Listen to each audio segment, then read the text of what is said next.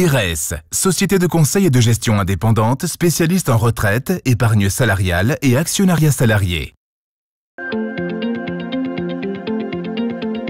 Bonjour à tous. Durant la période particulière que nous venons de connaître, les éditions Francis Lefebvre, les éditions législatives et Francis Lefebvre e-Compliance ont fortement accompagné la profession des experts comptables par l'ouverture de nos fonds et de nos services pour vous aider au maximum tant les évolutions réglementaires ont été abondantes. Notre volonté, vous accompagner dans le développement de vos missions comptables, fiscales, sociales, juridiques, audit et gestion de patrimoine, tant sur le plan de nos fonds numériques que sur nos outils de simulation et nos offres logicielles. Et ce, à travers nos 3 maisons. Les éditions Francis Lefebvre, bien entendu, sur l'ensemble des missions, les éditions législatives, particulièrement sur toute la partie sociale, et enfin Francis Lefebvre e-Compliance pour ce qui relève des outils de contrôle de conformité. C'est donc avec grand plaisir que nous vous accueillons sur notre stand virtuel pour échanger et partager ensemble. Je tiens à vous remercier très chaleureusement pour votre fidélité.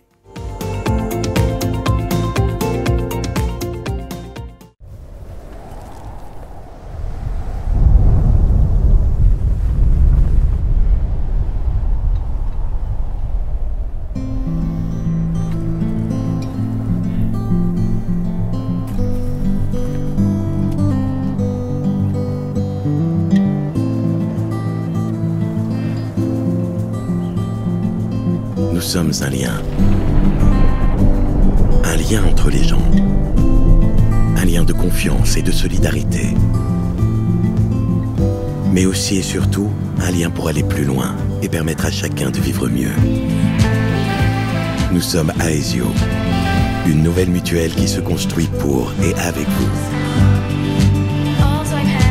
Aesio, décidons ensemble de vivre mieux.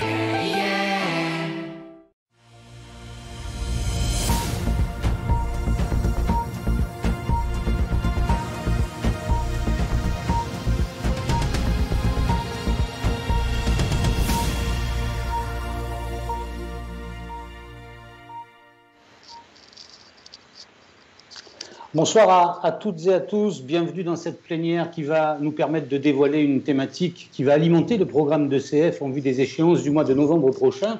Nous allons parler de formation et plus précisément du projet de création d'une école de la profession. Et pour évoquer cette thématique, nous avons le grand bonheur de recevoir une femme, vous allez me dire la première de ces plénières, mais c'est Virginie Calmels. Bonsoir à vous Virginie. Bonsoir. Vous connaissez certainement le parcours de Virginie Calmels, Canal+, Endemol, Euro Disney, première adjointe au maire de Bordeaux, aux côtés d'Alain Juppé pendant 5 ans. Aujourd'hui, vous avez créé et vous dirigez une école d'enseignement supérieur entièrement dédiée aux industries créatives et au marketing digital. Elle s'appelle Futurae et c'est cette expérience qui va nous intéresser. Mais j'ajoute que vous faites partie de la famille puisque vous êtes titulaire d'un DESCF, c'est comme ça qu'on appelait le diplôme à l'époque. Vous avez donc travaillé et débuté dans l'audit et votre regard à la fois sur cette initiative d'école de formation et sur les métiers qui nous intéressent, ce regard sera précieux. À côté de vous, équipé d'un casque qui pourrait faire croire qu'il travaille à la NASA, c'est Laurent Bénoudis, le très respecté président de l'Ordre des experts comptables de Paris. Bonsoir à vous. Bonsoir. Jean-Pierre Roger n'est pas très loin, toulousain, ancien vice-président du Conseil Sup. Bonsoir Jean-Pierre. Bonsoir Gabi, bonsoir à tous. Et puis un Lyonnais est avec nous, c'est Jacques Moreau, président d'ECF Rhône-Alpes, président du centre de formation du Conseil régional et ancien président du Conseil régional de l'Ordre des experts comptables de Rhône-Alpes. On vous salue, vous aussi Jacques. Bonsoir. Alors, on va parler de cette école de formation que vous souhaitez lancer. Si d'aventure les experts comptables vous accordez votre confiance, accordez leur confiance à ECF en novembre prochain. Mais d'abord, j'aimerais qu'on dresse le bilan. Qu'est-ce qui, Laurent par exemple, qu'est-ce qui justifie cette volonté d'ECF de se lancer dans cette initiative? Qu'est-ce qui ne va pas? Quel est le diagnostic? Alors, en fait, ce qu'il faut bien avoir en tête, c'est qu'on est un peu spécial en France. On a un marché qui est protégé par une sorte de monopole. Alors, c'est pas tout à fait un monopole, c'est une prérogative d'exercice, mais ça ressemble à un monopole. Mais par contre, on ne maîtrise pas notre formation initiale.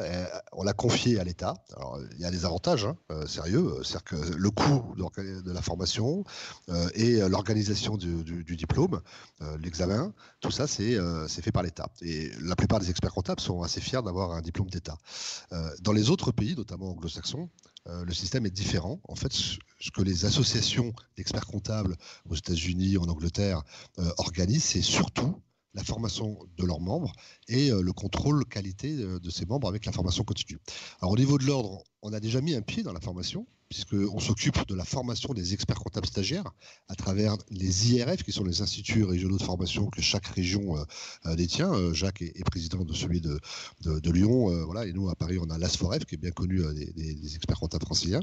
On forme 4000 stagiaires, mais on ne les prend qu'à l'issue d'un parcours qui est assez long et compliqué, qui consiste à passer le DCG, le DSCG. Et donc toute cette formation initiale, en fait, est confiée à la fois au privé et aux écoles publiques qui forment et qui font passer le diplôme d'État.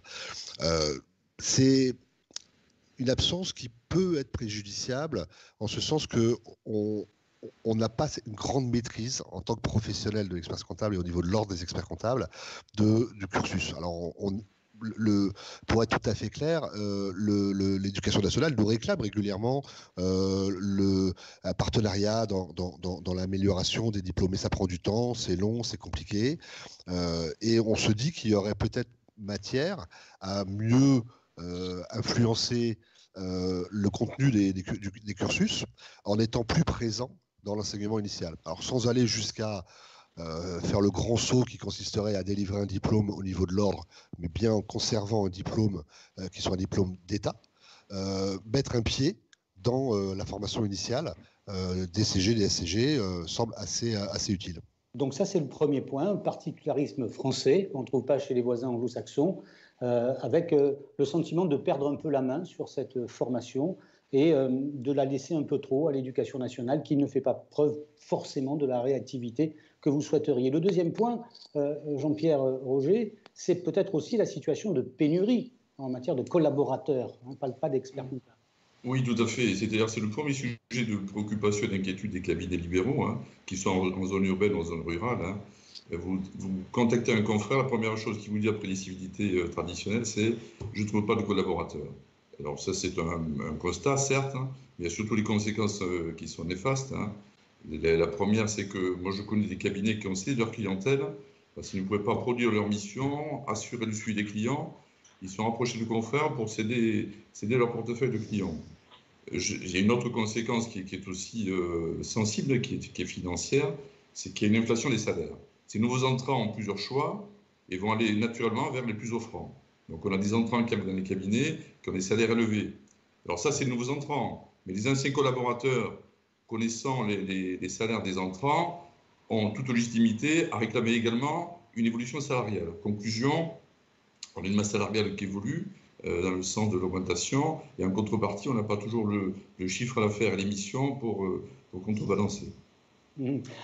Jacques Moreau, est-ce que parmi les constats que vous dressez, il y a celui qui pourrait consister à dire les étudiants sont bien formés aux techniques, mais on n'a pas encore des étudiants qui ont une formation qui anticipe les évolutions du métier, et notamment on pense au volet numérique. Et c'est exactement ça. Aujourd'hui, les étudiants qui arrivent sur le marché du travail, ils ont une très bonne formation, avec des niveaux de plus en plus élevés. En revanche, ils ne sont pas adaptés au travail en cabinet d'expertise comptable, qui est un travail spécifique, déjà aujourd'hui, et qui est un travail qui va être appelé à évoluer très très vite. Et on sent que les cursus, qu'ils soient de l'éducation nationale ou de l'enseignement privé, sont parfois un petit peu en décalage avec ce que nous souhaiterions avoir dans nos cabinets. Hier, on a eu une magnifique plénière sur l'avenir numérique de la profession d'expert comptable.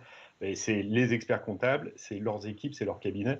Et il nous faut des collaborateurs totalement adaptés à ce métier du futur. J'irais même jusqu'à penser que c'est peut-être eux qui vont nous aider à franchir ces étapes numériques par leur formation. Donc on attend ça d'eux. On attend ça d'eux avec nos objectifs de chefs d'entreprise et de dirigeants de cabinet. Virginie Calbès, on est là dans un constat que vous avez vous-même dressé. lorsque vous avez décidé de créer cette école destinée précisément à des jeunes qui voulaient se former au métier du numérique. Est-ce que vous faites un parallèle avec ce que vous entendez là? D'abord, les métiers du numérique, au fond, c'est restrictif parce que le numérique est partout. Aujourd'hui, il a inondé la totalité des secteurs, qu'ils soient traditionnels ou plus innovants. Et donc, ce ne sont pas des métiers que pour l'industrie du numérique. Ce sont des métiers comme le métier d'expert comptable ou commissaire aux comptes qui évoluent et qui ont besoin de la compétence numérique, au fond, au service de leur métier. Et c'est ça la très grande évolution. Chez Futurae, on va former des gens qui vont effectivement travailler dans des entreprises du numérique, mais aujourd'hui, quand on fait du marketing digital. Et on a L'Oréal comme partenaire, par exemple. Pourquoi? Parce que c'est une des boîtes du marketing. Mais aujourd'hui, ça n'existe plus le marketing tout court. C'est forcément du marketing digital. Et donc, c'est cette évolution des métiers qui est intéressante. Moi, ce que je retiens dans votre constat, c'est qu'il est effectivement totalement le même que celui que moi j'ai pu faire à mon échelle. C'est de dire, au fond, d'abord, les formations vont devoir évoluer rapidement parce que le monde évolue rapidement et que tous les métiers évoluent, y compris votre métier, bien évidemment. Cette évolution-là, elle est souvent, comment on va le dire élégamment, un peu antinomique de ce que propose l'éducation nationale, qui est souvent très figée, avec des formations qui sont un peu les mêmes depuis très longtemps. Alors, il y a des évolutions, mais elles ne sont pas forcément aussi rapides que ce que l'on est en droit d'attendre. Deuxième constat, c'est qu'il faut coller aux besoins. Moi, j'ai créé une école pour coller aux besoins des entreprises.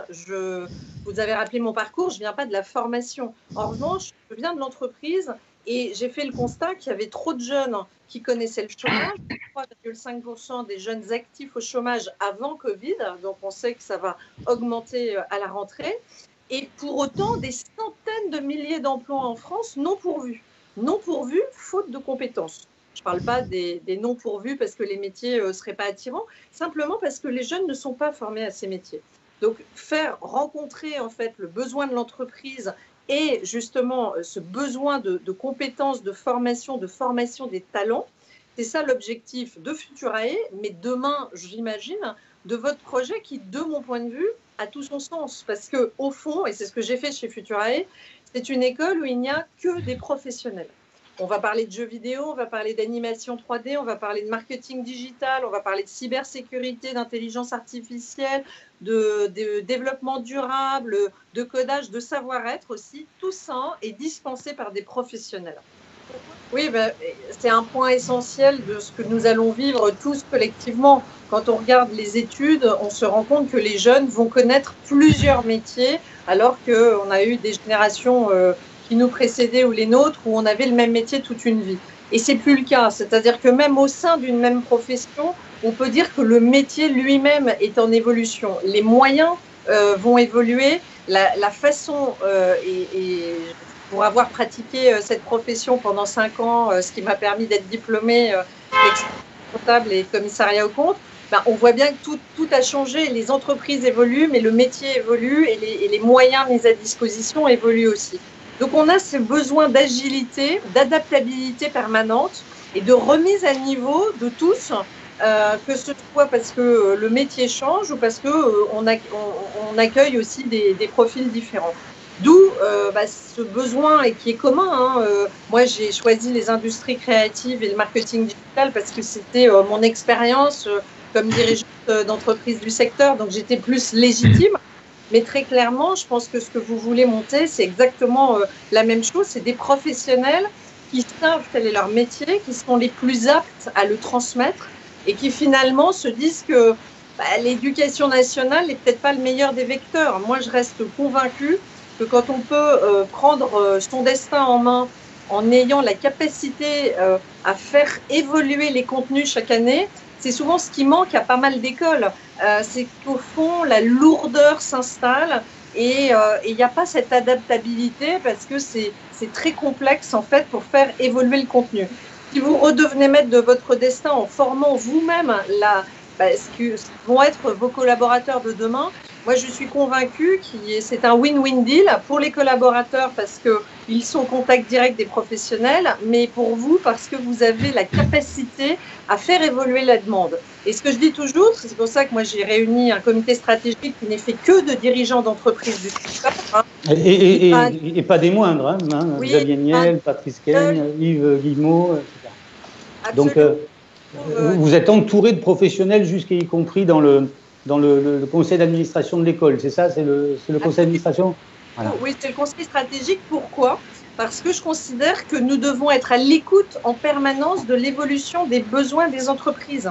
Et que ce qui est valable aujourd'hui, quand le PDG de Thales me dit « si tu formes des UI, UX designers, moi j'en ai besoin, je vais les recruter », c'est peut-être pas la même chose qu'il me dira dans 3 ans. Et nous, on se doit d'adapter nos formations, on va certifier des compétences, et l'objectif, c'est l'employabilité immédiate, des gens qui sortent de Futurae. On va les former sur un certain type de logiciel et on sait que peut-être ces mêmes logiciels seront obsolètes dans 3 ans. Donc, on a absolument besoin de cette réactivité. Et je pense que votre métier ne fait pas exception. Ça va vite, les besoins évoluent et cette adaptabilité, vous avez beaucoup de changements réglementaires, de normes, etc. Et du coup, vous avez besoin de cette adaptation permanente. Et je pense qu'une fois encore, pouvoir avoir la maîtrise du contenu. C'est tout l'enjeu. C'est tout l'enjeu. Laurent Belloudiz, l'idée n'est quand même pas de faire le procès de l'éducation nationale, parce que vous revendiquez aussi quand même de vous adosser au diplôme délivré par la vieille dame. Oui, en fait, c'est que ça serait une sorte de montagne infranchissable, en vérité, de demain, du jour au lendemain, délivrer notre propre diplôme d'expert comptable. On s'appuie évidemment sur l'infrastructure de l'éducation nationale qui fait passer le DCG et le DSCG dans toute la France, avec beaucoup d'écoles qui sont soit privées, soit en mode associatif, et donc remplacer tout ça par une formation intégrée. Aujourd'hui, ce n'est plus possible. Il aurait fallu faire ça il y a 40 ans ou 50 ans, quand l'ordre des experts comptables a été créé. On a décidé à l'époque de ne pas prendre en main la formation initiale des futurs professionnels. On a confié le soin au privé et à l'éducation nationale de faire passer ces épreuves. Donc on va continuer à le faire. Aujourd'hui, il faut le faire. Allons-y. Voilà, vous avez mené une initiative en région parisienne, un CFA qui s'appelle ACE, tout à fait. En fait, vous savez qu'il y a eu une grande réforme en matière d'apprentissage, avec une volonté du gouvernement de rapprocher les centres de formation d'apprentis des branches professionnelles. Et donc, on a saisi l'opportunité au bon en se rapprochant du CFA ACE, qui est l'un des premiers d'Île-de-France, puisqu'il y a un peu plus de 1000 étudiants qui sont formés chaque année, tous en apprentissage, et principalement, mais pas exclusivement, mais principalement dans les filières de l'expertise comptable. Et l'ACE, en fait, est une école qui avait été créée il y a plus de 100 ans, et à l'origine, elle avait été créée par ce qui était le précurseur de l'ordre des experts comptables. Vous savez que nous, on existe depuis 1945, mais avant 1945, en fait, les professionnels se sont organisés en mode associatif, et il y avait notamment l'association des comptables de la Seine, qui regroupait en fait les experts comptables de l'époque, qui s'appelait pas experts comptables, qui s'appelait comptables, et qui était indépendant, et qui avait créé une école de formation qui était ce CFA ACE. Donc on s'est rapproché d'eux. C'est aujourd'hui avec l'intégration de l'ASFOREF, qui est notre organisme de formation, un total de plus de 15 millions d'euros de chiffre d'affaires, avec 5000 étudiants qui seront formés régulièrement. Donc on commence à avoir aujourd'hui les moyens d'imaginer des formations complémentaires, d'imaginer des croisements entre la formation initiale et la formation continue, parce que le vrai sujet aujourd'hui, c'est la formation tout au long de la vie. Et on ne peut plus imaginer passer un diplôme et imaginer que 20 ans après, on soit toujours dans le bain si on se soumise à cette exigence-là. Quelles sont les formations les diplômes qui sont délivrés par ce CFA ? Alors, on a les BTS comptabilité, on a aussi après toute la préparation au DCG, DSCG, toutes les UV, et puis on a également des formations annexes et complémentaires, telles que le marketing, on a aussi des formations en BTS action commerciale, c'est des formations qui sont un peu périphériques et qui peuvent enrichir le parcours des formations comptables si on décide de faire des unités de valeur supplémentaires délivrées à ce moment-là uniquement par la CE, des sortes de diplômes de l'école. Quel est le rôle des experts comptables dans l'enseignement? Est-ce qu'ils sont ceux qui orientent le choix des matières ou est-ce qu'ils interviennent? Alors, déjà, on a beaucoup d'enseignants qui sont des professionnels en exercice dans toutes les matières qui sont souvent la fiscalité, la comptabilité approfondie, le contrôle de gestion, toutes ces matières. Il y avait par contre un conseil d'administration qui fixait les orientations de l'école qui n'était pas composé d'experts comptables. Donc ça va changer. L'idée, c'est que maintenant, l'ordre des experts comptables, accompagné des commissaires aux comptes, mais également les syndicats professionnels, puissent être présents au sein du conseil d'administration de la CE, afin, comme l'a fait Virginie, pouvoir orienter les formations et la stratégie de l'école pour former des étudiants qui soient parfaitement adaptés aux attentes et aux besoins des cabinets d'aujourd'hui. Alors, est-ce que ce modèle... Oui, allez-y, terminez. Alors, juste un petit complément. En fait, on a cette action qui est à la fois une action offensive, où on essaye d'améliorer la formation initiale, parce qu'on l'a vu, on a besoin de faire évoluer ce diplôme. Mais c'est aussi une action qui est défensive. Pourquoi? Parce qu'en fait, on s'est aperçu depuis quelques années, et Jean-Pierre en parlait tout à l'heure, qu'il y avait une forte pénurie en matière de recrutement, parce que les grands cabinets d'audit ont tous passé des accords avec les principales écoles. C'est le cas notamment en Île-de-France. Il y a des écoles telles que l'ENOS, l'ICS Béguet, qui sont des écoles assez connues pour beaucoup de professionnels parisiens, ont passé des accords avec les grands cabinets d'audit pour qu'il y ait des classes entières qui soient prises en alternance dans ces formations de DSCG. Et donc, on se retrouve avec une pénurie de collaborateurs. Pourquoi on a ce phénomène? Parce que avant, il y a quelques années, et Virginie ne me dira pas le contraire, pour rentrer chez Deloitte, KPMG ou EY, il fallait sortir d'une école de commerce. Aujourd'hui, les étudiants d'école de commerce... C'est ça. Voilà. Mais aujourd'hui, quand vous faites une école de commerce, vous aspirez pas à rentrer chez Deloitte ou KPMG. Votre ambition, c'est soit de travailler dans une ONG, parce que vous êtes sensibilisé aux problématiques de climat, soit de créer votre start-up. Mais l'audit et l'expertise comptable, c'est pas un métier qui fait rêver les jeunes aujourd'hui. Et donc, ils ont été obligés, pour pallier leurs problématiques de recrutement, de se rapprocher des formations traditionnelles, DCG, DSCG, avec ces écoles-là, et passer des accords. Évidemment, quand vous êtes à la tête de l'ENOS et qu'on vous propose de vous prendre 40 étudiants en alternance, avec les difficultés que vous avez pour les placer en cabinet, vous dites oui tout de suite, et puis... Exactement. Et donc, par exemple, le NOS, trois classes de DSCG, 2 sont constituées exclusivement d'étudiants déjà en poste dans un big. Donc, on retrouve une stratégie avec... à la fois offensive et défensive par rapport à ce phénomène d'aspiration, si je peux l'appeler comme ça. Jean-Pierre Roger, est-ce que ce modèle du CFA parisien peut être dupliqué? Est-ce que c'est quelque chose qui s'insère dans le programme de CF? On vous a perdu, Jean-Pierre. Votre micro n'est pas ouvert. Alors, on va essayer de rétablir ça. Quand on cloue le bec à un Toulousain, il se met en colère, en principe. Hein. Alors, est-ce qu'on peut rallumer le micro de notre ami Jean-Pierre ou pas? Il a carrément disparu. Alors là, il a été vexé. Le Toulousain a été vexé. Alors, la question que j'ai posée au Toulousain est valable aussi pour le Lyonnais. Est-ce que... Oui, non seulement on vous entend mieux, mais on vous entend tout court. Et donc, c'est avec un bonheur à peine dissimulé que je vous pose la question. C'est une soirée horribiliste du point de vue technique, mais on va y arriver. Alors, est-ce que le modèle parisien serait bon chez vous? Je disais que l'initiative est à saluer, mais à mon goût, mais c'est un début, elle ne va pas assez loin. Aujourd'hui, donc, Laurent a donc initié cette action avec une filière qui est traditionnelle, académique, DCG, DSCG, BTS.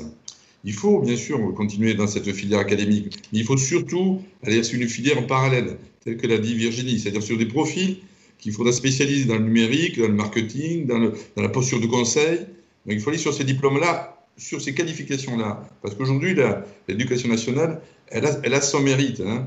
Elle a son mérite, et puis je préside des commissions avec les enseignants s'adaptent. Ils modifient leur contenu pédagogique, ils modifient les épreuves. Donc voilà, l'éducation n'est pas si rigide que ça. Cela étant, elle ne forme qu'un diplôme qui est académique et qui est quelquefois déconnecté de la réalité, comme Virginie l'a souligné. Donc moi, mon souhait il faudra en parler évidemment avec Laurent, avec PACA aussi qui a pris des initiatives, c'est créer des certificats spécifiques, hein, data scientist, data analytic, data manager, etc., qui sont spécialisés dans le numérique, dans le data. Ça, l'éducation ne saura pas le faire, c'est trop rigide. Donc, il faut aller plutôt sur ces profils-là. Virginie ? Je dis, il faut le faire avec Futurae, ça. Parce que nous, on fait des data scientists. Ben oui, en fait, c'est ce que je disais tout à l'heure, c'est que je pense qu'au fond, ces compétences-là, elles vont irriguer beaucoup d'entreprises et elles vont irriguer aussi votre profession, comme beaucoup de métiers. C'est ça qui est intéressant, c'est qu'on va plutôt vers quelque chose qui est plus décloisonné qu'à une époque. Où effectivement, à une époque, on embrassait la profession d'expert comptable, commissaire aux comptes. Aujourd'hui, vous avez raison, y compris dans vos propres cabinets, vous avez aussi besoin de ces compétences dites plus digitales. Jacques Moreau, par rapport à ces propositions qui vont crescendo dans l'indépendance. Je crois que tout est dit en fait. L'objectif de l'école de l'école de la profession est double. C'est d'une part aller sur des formations initiales menant jusqu'au diplôme les plus élevés souhaitables, et ça passe quand même aussi par un travail de fond. C'est-à-dire revaloriser le métier d'expert comptable. Lionel Conesi l'a dit plusieurs fois au cours de ce congrès. Revaloriser les métiers de l'expertise comptable, inciter les jeunes à venir, parce que on peut faire les plus belles écoles du monde. Si derrière le métier n'attire pas, ça ne joue pas.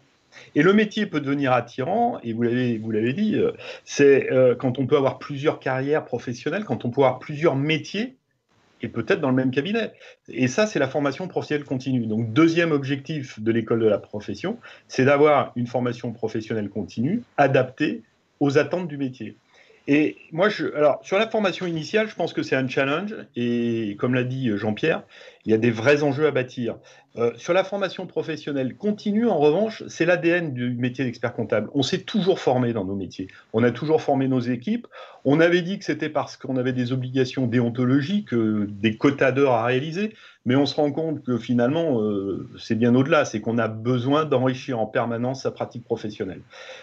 Mais cette pratique professionnelle, il faut qu'elle soit évolutive, il faut qu'elle soit technique. Il faut que nos collaborateurs, on leur offre des perspectives de carrière en faisant muter leur exercice quotidien, en les accompagnant. Et c'est tous ces cheminements qu'on doit envisager par le développement de parcours, de certificats, de diplômes universitaires. Nous, à Lyon, avec le CREF, on a essayé de on met en place des certificats et des DU avec la fac, mais sur lequel on garde la maîtrise du programme. Et ces enjeux, ils sont primordiaux. On vient de créer un DU en 210 heures sur le modèle des écoles du code. C'est-à-dire prendre des gens sans qualification pour les amener au métier de la comptabilité. Et dans cette démonstration, dans cet exemple, on va tout voir. On a mis ça en partenariat avec l'IAE de Lyon, très bien, qui nous a proposé un programme et qui nous dit, c'est des gens qu'on reconvertit, on va leur faire de la saisie comptable. On a dit non, mais la saisie, c'est pas l'avenir. L'avenir, c'est l'acquisition de données. Et c'est là où on rentre dans la définition des métiers et la maîtrise que la profession doit avoir. Donc, moi, je crois à ces deux aspects primordiaux. Formation initiale, certes, avec revalorisation des cursus, et formation professionnelle continue, parce que c'est l'avenir de nos métiers dans le temps. Est-ce que l'un d'entre vous peut être un tout petit peu plus concret sur ces formations que vous espérez? Parce qu'on sent que le métier change, qu'on va avoir besoin d'autres qualifications, mais de quoi parle-t-on exactement? On a parlé de data scientist, mais quoi d'autre exactement? Alors, de la même manière que le CREF lyonnais, l'ASFOREF de Paris a construit des formations, et celle qui a rencontré un certain succès, puisqu'aujourd'hui on a formé plus de 150 collaborateurs sur ces 2 dernières années. C'est une formation qui s'appelle Ecole, qui est moitié en ligne et moitié en présentiel, avec une technologie qui est assez innovante puisqu'on est dans un système complètement interactif. On pose des questions et puis le collaborateur y répond et donc il n'y a pas de cours, il n'y a pas de slide technique. Voilà, donc c'est uniquement fait sur un système de questions-réponses. Donc on reste dans une dynamique d'apprentissage qui est assez évoluée. Ça a été construit par une start-up avec laquelle on a passé un accord qui spécialise dans les sciences cognitives de l'apprentissage. Et ces formations de 10 jours ont pour objectif de faire passer un collaborateur de la production comptable à l'accompagnement client. En vérité, l'impact principal du numérique sur nos métiers n'est pas nécessairement dans la technique numérique, parce que il y a des outils qui existent, il y a des startups qui ont développé tout un tas de solutions, mais c'est dans la compréhension pour un collaborateur que son métier, ce n'est pas de produire des comptes justes, parce qu'il a ce qu'on lui a appris en fait pendant toute sa formation initiale, de faire des rapprochements de TVA qui sont bien carrés, des rapprochements bancaires qui tombent justes, mais c'est bien évidemment de proposer un accompagnement à un client qui soit utile pour le client. Et donc, lorsqu'on fait la compta du mois et qu'on envoie la déclaration de TVA, on n'a pas fini le travail. Or, souvent, le collaborateur, une fois qu'il a fait ça, il considère que le boulot est fait, il a rempli l'obligation. L'obligation, c'était l'obligation légale d'envoyer la TVA dans les délais. Évidemment qu'il faut envoyer la TVA dans les délais. Mais ce qu'attend le client, c'est un retour de cette information, sous forme d'une information utile, avec un accompagnement. On ne peut pas, en tant que dirigeant d'un cabinet d'expertise comptable, s'occuper de faire ça pour l'ensemble de nos clients. On y passerait nos nuits et nos week-ends. Donc il faut que nos collaborateurs changent de posture. Et ça, c'est compliqué parce que c'est à la fois un changement de paradigme pour eux, mais un nouvel apprentissage dans la relation. Pour les experts comptables, il y a une formation complémentaire qu'on a rajoutée, même modèle, moitié en ligne, moitié présentiel, avec des groupes de travail où il y a beaucoup d'échanges, beaucoup de partage, avec l'objectif de faire comprendre à un expert comptable que son métier aujourd'hui, c'est de gérer un cabinet et de gérer une entreprise. On n'est plus dans l'artisanat où on consiste à embaucher des techniciens pour faire un travail de technicien et pour parler technique avec des clients. Ça ne marche pas. Ça a pu marcher par le passé, on mettait sa plaque que les clients arrivaient, c'est fini. Aujourd'hui, on est nécessairement dans une dynamique différente. Il faut gérer son cabinet comme une entreprise avec des relations clients qui doivent évoluer et des collaborateurs qui doivent évoluer. Et voilà. Et donc tout ça, c'est l'enjeu essentiel, à mon sens, pour les cabinets de demain. C'est être capable de s'adapter aux conséquences du numérique. Et les conséquences du numérique, c'est pas nécessairement d'avoir des data scientists dans le cabinet, parce que peu de confrères vont recruter, mais c'est d'avoir des collaborateurs qui ont compris que leur métier n'était plus de faire de la saisie et de la compta, mais c'était de faire de l'accompagnement client à travers donner du sens à la comptabilité. Jean-Pierre Roger, je vais volontairement poser une question un peu vocante. Est-ce que c'est la vocation d'un ordre de créer une école destinée à former ses futurs membres? Est-ce que c'est gravé dans le marbre de la vocation de l'ordre? L'ordre a déjà pris des initiatives en la matière. Ils ont réalisé des études prospectives pour mesurer l'écart qui existe entre les compétences nécessaires et les compétences actuelles. Ils ont fait beaucoup de campagnes de communication envers les jeunes pour booster notre activité. Aujourd'hui, force est de constater que ce n'est pas suffisant. On a toujours une pénurie réelle de collaborateurs. Il faut pousser le bouchon plus loin. Oui, je pense que l'institution est à mesure d'engager un processus beaucoup plus volontaire et pour surtout englober toutes les régions de France. Parce qu'aujourd'hui, on a des initiatives à Lyon, à Paris, à Marseille, mais les autres régions, que font-elles? Et dans les cabinets qui sont moins dimensionnés, qui n'ont pas les CRO, ces régions qui n'ont pas cette initiative-là, mais il faut que ce soit impulsé par le national, relayé par les régions, c'est une évidence.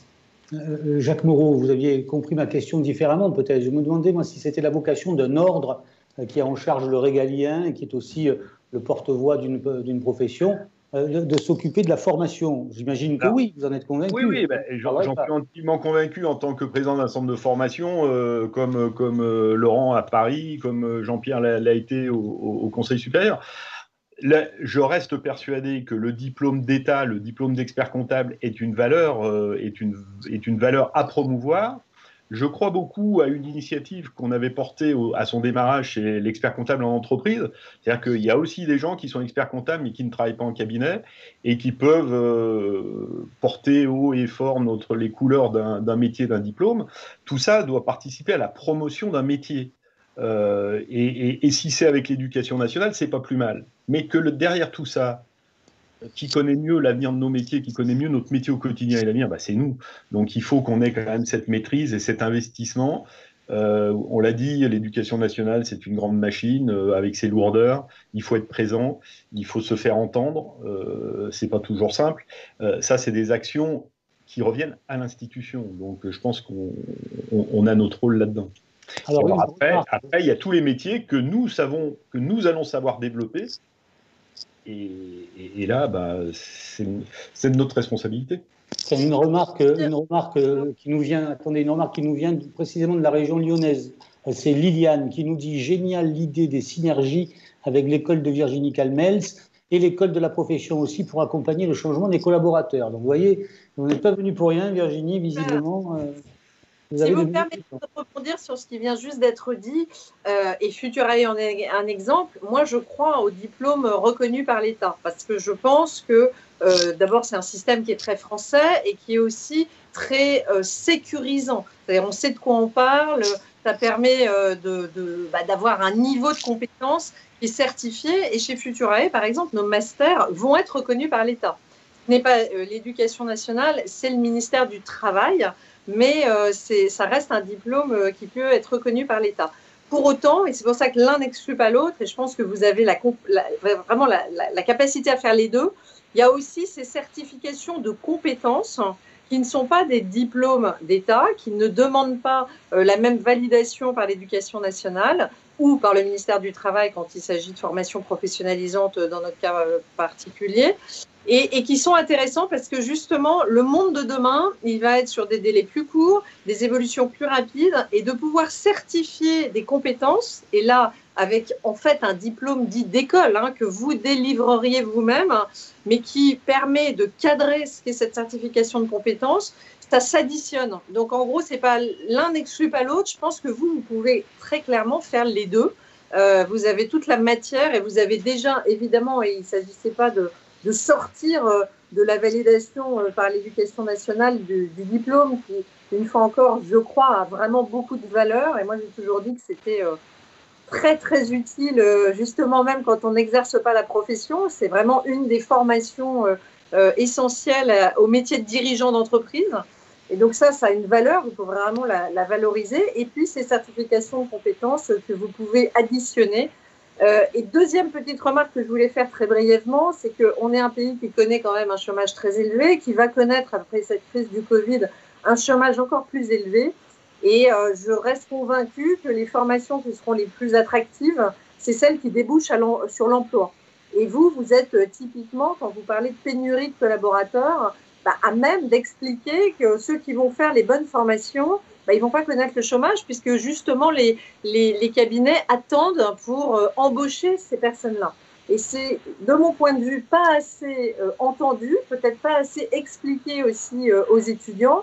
Bon, moi, je suis une adepte du numerus clausus. Je pense que je ne vois pas pourquoi en médecine on met autant de barrières et on continue à former des milliers de gens dans des filières qui sont directement vouées au chômage. Et je pense que typiquement il y a une corrélation telle avec l'emploi que c'est un point extrêmement fort qui a fortiori, si vous avez cette attractivité sur la digitalisation et l'évolution du métier, moi je reste convaincue que vous avez les bons critères pour attirer demain des jeunes qui vont enfin se soucier de ne pas connaître le chômage, ce qui va quand même être un des sujets probablement majeurs des mois à venir et des années à venir. Laurent, vous vouliez réagir? Ouais. Tout à fait, Virginie, c'est exactement la réalité. C'est-à-dire que je ne connais pas beaucoup de chômeurs qui ont un diplôme d'expert comptable. Par contre, quand on parle d'école de la formation, on arrive nécessairement à parler du diplôme. Et là, on a un sujet dont on ne pourra pas faire l'économie dans les années qui viennent, et il y a urgence en la matière, c'est comment réformer notre diplôme. On a aujourd'hui un constat que seulement une personne sur 10 qui fait des études DCG, DSCG termine avec un diplôme d'expert comptable. Donc il y a une énorme déperdition. On n'a pas de numerus clausus, on n'a pas de limitation, on n'est pas comme les notaires où on doit attendre un décret, mais il y a une première épreuve compliquée, c'est d'acquérir les 2 UV de synthèse qui permettent de démarrer le stage. Alors, à l'époque, c'était aussi le cas, Virginie, j'imagine que vous avez dû les travailler, et c'est pas un bon souvenir hein, pour beaucoup d'entre nous. C'est pas le bon souvenir, c'est le mémoire pendant qu'on travaille. C'est lourd à gérer en parallèle, je trouve. Ça, c'est la deuxième montagne à gravir. Mais la première, c'est déjà avoir suivi de synthèse. Vous êtes un étudiant brillant, vous avez fait une école de commerce, vous avez même fait HEC. Vous n'avez pas l'équivalence de ces 2 UV qui sont hyper techniques. Et on vous demande de faire de la conso, de la fusion, enfin des trucs que vous ferez quasiment jamais en vérité en cabinet d'expertise comptable. Donc, première épreuve, passer ces 2 UV de synthèse. Puis ensuite, vous partez pour 3 ans de stage avec des rapports semestriels et un mémoire à la fin des 3 ans. Donc, deuxième épreuve qui est un cimetière en fait pour les étudiants. On a un tiers de nos stagiaires qui abandonnent avant la fin de la 3e année parce qu'ils n'arrivent pas à valider l'ensemble des formations et les rapports semestriels. Donc, il faut assouplir le cursus, c'est ça? Il faut le rendre il faut trouver une solution. Voilà. Il y a des pistes. Il y en a plusieurs. La première piste, ça serait de faire péter cette première montagne à l'entrée avec ces UV de synthèse. Et il vous plaît ouvrir... pas, ces UV de synthèse. Hein. Visiblement, vous en avez gardé un souvenir cruel. Je n'ai pas fait partie de ceux qui ont le plus galéré pour l'avoir, mais je sais que pour avoir des collaborateurs au sein de mon cabinet, qui sont des gamins brillants, qui ont fait des écoles de commerce, à qui je dis, bon, quand est-ce que tu démarres ton stage? Et le gars me dit, mais t'es gentil, mais il va falloir que je fasse 3 UV ou 4 UV qui me manquent. Donc déjà, je vais passer 1 an ou 2 ans à les avoir. Puis après, je vais faire 3 ans de stage. Et au bout des 3 ans, je vais faire un mémoire. Je suis parti pour 5 années où je vais consacrer l'essentiel de mes week-ends à bosser. J'ai pas le courage, tu vois. Et donc, on a aujourd'hui beaucoup de collaborateurs qui sont des très bons collaborateurs qui passent chez nous. Il y a une hémorragie en cours de route. Exactement. Jacques Moreau, je vous ai vu opiner du chef. Est-ce que ça voulait dire que vous étiez d'accord ou est-ce que vous étiez moyennement d'accord avec le fait d'assouplir cette formation? Je suis à moitié d'accord. Je reconnais le manque de praticité du diplôme, qui est parfois un petit peu hyper technique et qui ne correspond pas au quotidien. Mais je crois aussi que, et l'école de la profession, on revient toujours sur le sujet, je crois aussi qu'on est une profession qui n'a pas su, qui a comme précepte, c'est hors du diplôme d'expertise comptable, point de mérite. C'est-à-dire qu'il faut savoir créer des carrières dans des cabinets d'expertise comptable sans être forcément expert comptable. Et des gens très qualifiés peuvent envisager une vie professionnelle variée, diverse et attractive sans être forcément expert comptable, et tout en travaillant dans l'expertise comptable. Est-ce que vous pouvez être un peu plus concret? Mais on a parlé de data scientist ou d'informaticiens ou de juristes. Ces gens-là, dans nos cabinets, ils ne sont pas experts comptables. Et ben, peut-être qu'un jour, il va falloir se dire, certes, il y a le diplôme d'expertise comptable, mais il y a aussi le statut. Alors, la profession réglementée s'adresse aux experts comptables, je ne vais pas remettre ça en cause. Mais nos cabinets doivent être en mesure d'intégrer des gens d'horizons diverses. Et en leur donnant des formations qui leur permettent de rembrayer parfois sur le métier, mais aussi en apportant leurs compétences spécifiques. Donc, je pense qu'on n'est pas loin d'être d'accord avec Laurent sur cette évolution du diplôme, parce que l'unicité d'un diplôme d'expert comptable, c'est peut-être pas la solution. Voilà, alors, je partage. Hein. Il y a plusieurs pistes.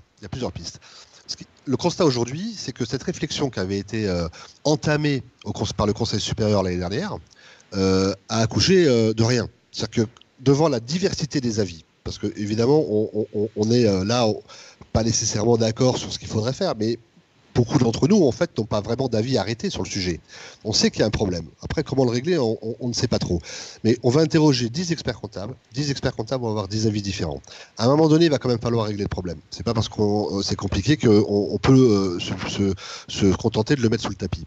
Le sujet, c'est soit on ouvre à l'entrée du stage, soit on fait en sorte qu'on puisse faire un stage avec une école de commerce. Mais moi, je vais même peut-être plus loin dans la question.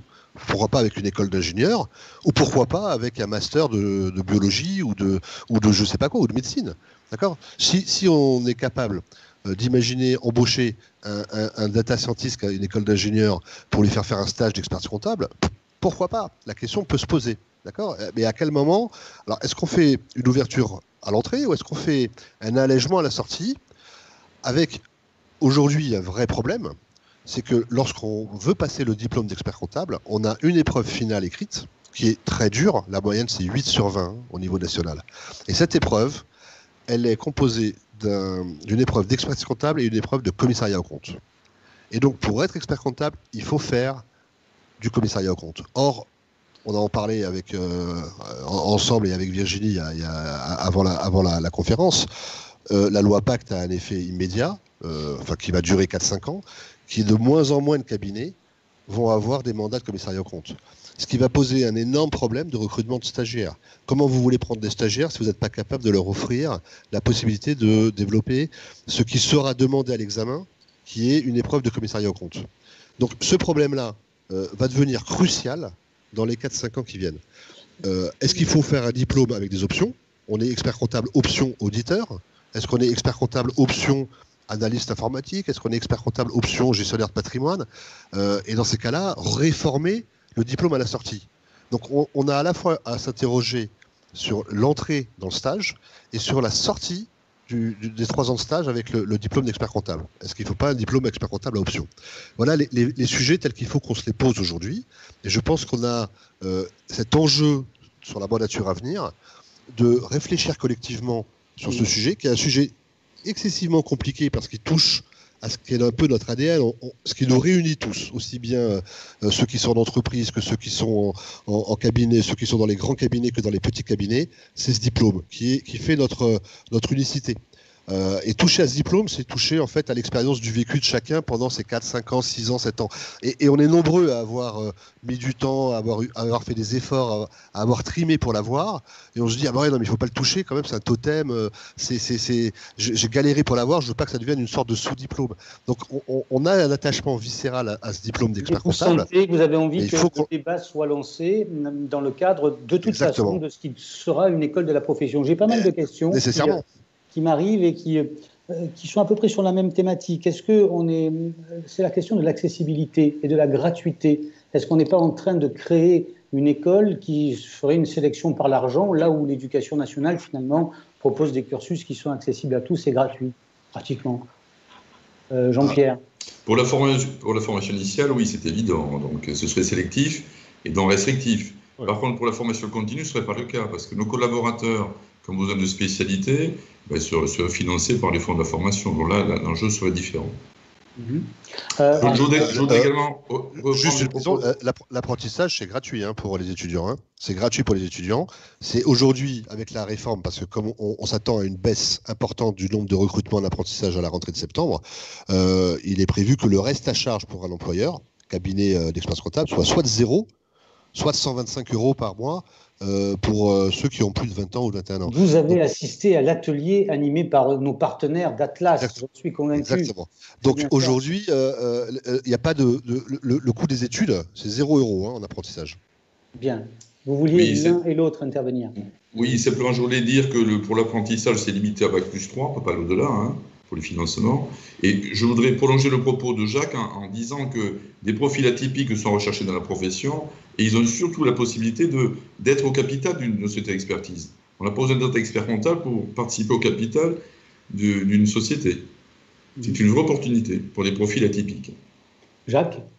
Non, alors, si vous mettiez le doigt sur le problème du financement, l'OPCO Atlas nous a présenté sa vision de notre métier, ça reste un problème fondamental. La formation professionnelle continue a vu un peu son enveloppe de financement pour les experts comptables comme pour plein d'autres métiers se réduire comme peau de chagrin. Ce n'est pas forcément une bonne nouvelle générale. Et puis, les formations alternatives qu'on peut faire, c'est-à-dire, je vous parlais tout à l'heure d'une école de reconversion. On est dans de la formation qui pourrait être prise en charge éventuellement par le Pôle emploi ou des choses comme ça. C'est très difficile. C'est très difficile. Pourquoi ? Parce que aller voir le Pôle emploi pour leur dire on va créer une école de reconversion en informatique, en codage, en je ne sais pas quoi, les gens vont financer en disant ça c'est des métiers d'avenir. Et l'expertise comptable, on est un peu à la peine pour faire comprendre qu'il y a un avenir. Donc il y a là aussi, on a un vrai effort de lobbying pour arriver à convaincre qu'il y a de l'avenir dans les cabinets d'expertise comptable. Virginie. Permettez, je voulais juste rebondir sur le diplôme et notamment par rapport aux écoles de commerce. Franchement, mon expérience, alors elle remonte à de nombreuses années maintenant, mais c'est que heureusement qu'il y avait ces deux unités de valeur. Enfin, moi, je me rappelle, il y avait beaucoup d'équivalence d'emblée pour le DECF. Et ensuite, il y avait ces deux fameuses épreuves du DESCF. Mais entre nous, c'était un peu barbant parce qu'on était déjà dans la vie active. Donc, c'est toujours compliqué de se former en même temps qu'on travaille. Mais franchement, ça m'a appris énormément. Et je ne suis pas certaine que ce soit finalement souhaitable de dévaloriser le diplôme. C'est vrai que c'est une difficulté. Les 3 ans de stage, c'est vrai que c'est lourd. Le mémoire, bon, moi je l'avais fait sur les provisions pour démantèlement des installations nucléaires, donc c'était pas hyper glamour, mais ça permet quand même à un moment donné de donner énormément de puissance à ce diplôme. Et je reste convaincue qu'aujourd'hui ça fait la différence par rapport à plein d'autres choses. Donc je me demande si la réflexion, elle n'est pas plutôt de maintenir ce diplôme qui est certes lourd, certes, c'est vrai que c'est difficile, c'est vrai qu'il y en a beaucoup qui abandonnent, mais je me rappelle à mon époque, il y avait ce DECF, DESCF, c'était quand même un diplôme qui n'était pas celui d'expert comptable, mais qui voulait quand même dire que quelqu'un qui avait un DESCF, par exemple, il pouvait être embauché comme directeur financier dans une boîte, on savait qu'il avait un niveau de compétence qui, pardon, et je ne veux pas être négatif pour les écoles de commerce, mais n'est pas celui des écoles de commerce. Franchement, même certaines équivalences, moi, je les trouvais plutôt sympas, parce qu'en fait, on n'était pas forcément formés pour avoir autant d'équivalences. Donc vous dites, préservons ce diplôme, même si par moment il est un peu pénible. Le président tout à l'heure, je dirais que moi, je trouve que certes, il fallait encore en passer quelques-unes des épreuves, mais je ne trouvais pas que c'était honteux par rapport au niveau qu'on a en sortant d'une grande école de commerce. On n'est pas formé, on n'est pas assez bon. Moi, je me rappelle, il y avait quand même des épreuves assez techniques sur le droit du travail. Franchement, moi, j'ai tout appris grâce au diplôme d'expertise comptable et pas du tout à Subdeco. Donc, voilà, c'était simplement pour... je vais vous livrer... Il ne fallait pas dévaloriser et que je pense que vous avez plus, à mon avis, à gagner à faire valoir qu'il y a des paliers et que quelqu'un qui a...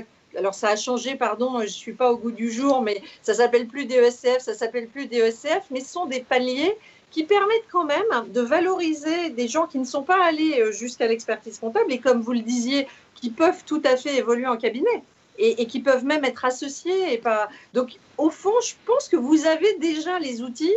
Simplement, ils sont peut-être mal perçus ou pas assez.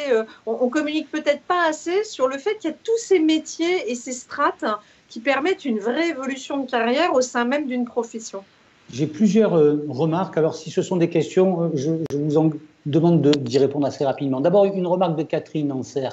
On ne peut pas donner les équivalences dans nos formations de DSCG à toutes les formations d'école de commerce ou des maîtrises, sinon plus personne ne suivra la voie classique de l'expertise comptable en DCG et DSCG. Et ces UV techniques, nous en avons besoin, nous dit Catherine Anser, lorsque nous exerçons notre métier d'expert comptable. Ça, c'est dit. Ensuite, Damien Cartel, qui est élu ECF en Rhône-Alpes, quand ouvrir un tableau élargi à d'autres métiers dans nos cabinets pour valoriser les carrières. En effet, il faut bien tenir compte que le personnel de nos cabinets est assujetti aux mêmes règles de confidentialité, lab, etc. Élargissons le tableau, comme au Canada. Aussi, on ne sera pas 20 000 professionnels, mais 30 000. Voilà une remarque. Je ne sais pas ce que vous en pensez, mais ça vous inspire ou pas, Laurent ? Oui, non mais Virginie a parfaitement résumé le sentiment de beaucoup de confrères en fait. C'est-à-dire qu'on est tous attachés à ce diplôme, on a travaillé pour l'avoir, et effectivement, quand on regarde le programme des écoles de commerce et le DCG, DSCG, qui est le nouveau nom du DCF, et voilà, DCG, DSCG, on s'aperçoit que la formation, elle est de qualité, elle est bonne, elle est technique, elle est large, et elle est efficace. Et on a du droit, on a de la gestion, on n'a pas que de la comptabilité pendant 5 années, hein, faut pas exagérer. Maintenant, on a clairement un problème d'attractivité. Je dis pas que c'est la solution, de faire en sorte que le DCG, DSCG soit moins technique, mais c'est une piste qu'il faut étudier. L'autre piste, c'est faire évoluer notre stage pour qu'on soit certain que tous les cabinets, quelle que soit leur taille, puissent accueillir demain des experts comptables stagiaires pour enrichir la profession. On peut regretter peut-être d'avoir un corps professionnel qui est un peu trop monolithique. Peut-être qu'effectivement la solution qui consiste à associer des ingénieurs informatiques, des data scientists au sein d'un cabinet est une piste.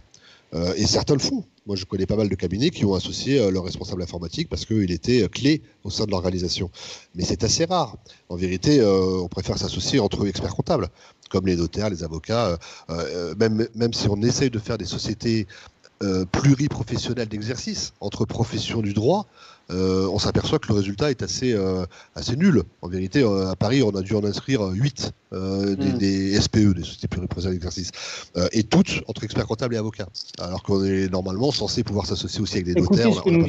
Écoutez ce que nous dit Jean-Luc Mort, l'ancien président de CF. Il nous dit: si nous ouvrons à l'entrée du stage, ne va-t-on pas fermer à la sortie? Mais c'est un débat. Moi, je dis que la seule chose qui est certaine, c'est qu'on ne fera pas l'économie de ce débat dans les 4 ans qui viennent. Voilà ce qui est sûr. Parce que l'augmentation des seuils en audit va faire en sorte que presque les 3/4 des commissaires aux comptes actuels n'auront plus de mandat. Okay, à partir de ce moment-là, comment on continue à former des stagiaires pour qu'ils aient le DEC dans nos cabinets? Voilà la question qui se pose. Et l'échéance, c'est les 4 ans qui viennent. Donc on a une mandature déterminante en matière de réforme du diplôme. Je ne connais pas la réponse, mais je pense qu'il va falloir ouvrir un large débat au sein de la profession. À mon sens, il faut que les prochains congrès tournent autour de ce sujet. Et il faut faire le travail de réflexion pour arriver à trouver une piste qui permette d'assurer l'attractivité de la filière, le renouvellement et l'élargissement. On veut avoir aussi des gens qui viennent d'horizons différents. C'est ce qui va nous enrichir. En général, dans les cabinets, on aime bien les profils écoles de commerce parce qu'ils ont aussi un aspect de la formation qu'on n'a pas dans la filière classique. Dites-moi, Laurent, c'est un vrai sujet. Laurent, normalement, ce ne sont pas les Marseillais qui sont bavards. Et du côté de Toulouse, le soleil se couche, non, en ce moment, j'ai l'impression. Oui, effectivement. Parce que là, plus ça va, moins ça va. D'accord. Je suis en obscurité. Moi, je voulais simplement dire qu'on a un atout considérable dans la profession. On a une image très forte. Les experts sont fiers de leur parcours. Et je pense que voilà, il est temps de créer cette école de la profession et pourquoi pas, en partenariat avec Virginie, elle a lancé en tout cas le débat. Bien. Est-ce que les experts comptables peuvent rester à l'écart de la formation initiale qui mène à leur profession? La réponse est non. Est-ce que les experts comptables peuvent toujours être plus experts et de moins en moins chefs d'entreprise et managers? La réponse est non, il va falloir s'en occuper. Est-ce que la filière est très fréquentée? Oui, mais il y a de la déperdition.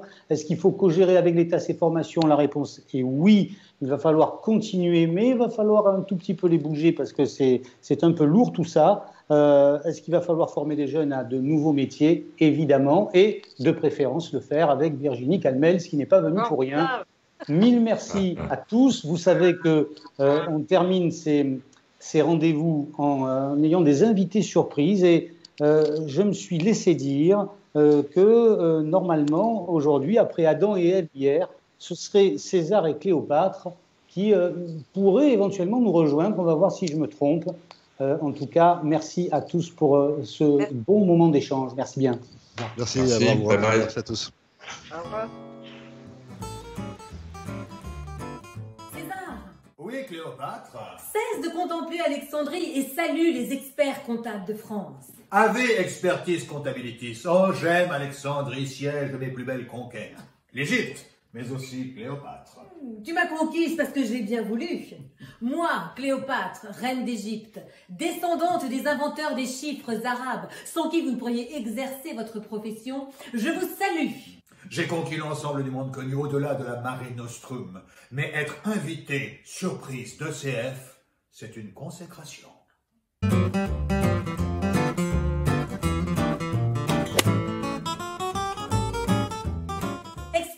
Comptabilitiste et salutante, César. Oh, ave, patricien du chiffre. Lorsque j'ai entrepris ma fameuse guerre des Gaules, alors que je m'apprêtais à investir le siège de Gergovie et à mettre à mal Vercingétorix. C'est quand même Vercingétorix qui a gagné. Ne nous raconte pas de salade, César. Oui, certes, Cléopâtre, à l'époque, mes recrues étaient jeunes et mal formées. Où veux-tu en venir, Pontifex Maximus? À l'école de la formation que j'ai créée à Rome et qui m'a permis de renouer avec la victoire. La fameuse Militarum Scolae, grâce à laquelle tu as triomphé à Alésia. Alésia jacta est. Oh, mais que vois-je au loin, Cléopâtre? Mes propres soldats qui s'entraînent au rythme des sirènes du port d'Alexandrie, qui chantent encore cette même mélodie. Oh, oh, oh, que j'aime voir tes troupes en formation. Fasse les dieux, que les expertises sachent eux-mêmes former de juvéniles collaborateurs aux arts subtils de la comptabilité. Ô puissant César, la jeunesse en formation est la clé de toutes les réussites à venir. Ad vitam aeternam.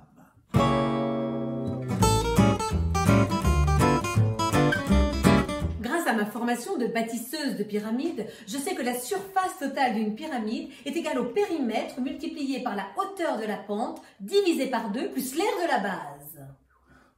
Mensana incorpore sano, Cléopâtre. Un esprit sain dans un corps sain. Et toi, César? Connais-tu la formule pour calculer la surface du Colisée à Rome? De minimis praetor non curat. Le chef ne s'occupe pas des détails. C'est un peu facile. Tu devrais retourner en formation, César.